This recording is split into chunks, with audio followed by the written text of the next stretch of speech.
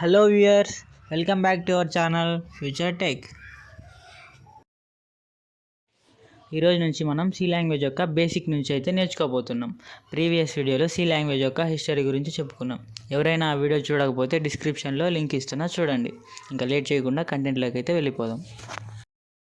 ఇప్పుడు C language యొక్క basics గురించి చెప్పుకుందాం. ముందుగా సి టోకెన్స్ అంటే ఏంటో తెలుసుకోవాలి. సి టోకెన్స్ అనేవి సి లాంగ్వేజ్ యొక్క బేసిక్స్.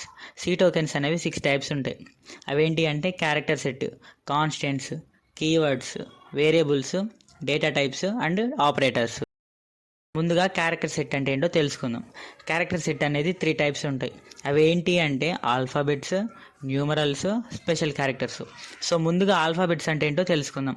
ఆల్ఫాబెట్స్ అంటే తెలిసినదే, A to Z లెటర్స్ అని. దీంట్లో upper case and lower case ఉంటుంది. తెలుసు కదా మీకు, అప్పర్ కేసు అంటే క్యాపిటల్ లెటర్స్ అని అండ్ లోవర్ కేసు అంటే స్మాల్ లెటర్స్ అని. సో ఈ upper case and lower case ఈ సి లాంగ్వేజ్లో ఎక్కడ యూజ్ చేయాలి అని ముందు వీడియోస్లో చెప్పుకుందాం. ఇప్పుడు సెకండ్ వన్ చూస్తే numerals. Numerals is nothing but A numbers అంటే తెలుసు కదా, 0, 1, 2, 3 ఇలాగా. అండ్ థర్డ్ వన్ చూస్తే special characters.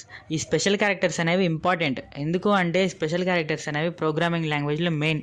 If in case ఒకవేళ మనం సెమీకోలన్ ఇవ్వడం మర్చిపోతే ఎర్రర్ చూపిస్తుంది. ఎందుకు అంటే అవి కామాస్, సెమీకోలన్స్ అవి ప్రోగ్రామింగ్ లాంగ్వేజ్లో ఎక్కడ యూజ్ చేయాలో అక్కడ అలా యూజ్ చేయాలి. సో అందుకే ముందుగా మనం స్పెషల్ క్యారెక్టర్స్ అనేవి తెలుసుకుందాం. For example comma, colon, semicolon, plus, minus, యాషిక్, forward slash, question mark, greater than, less than, percentage. So ఇలాగా. సో నెక్స్ట్ వీడియోలో కాన్స్టెంట్స్ అంటే ఏంటో చెప్పుకుందాం.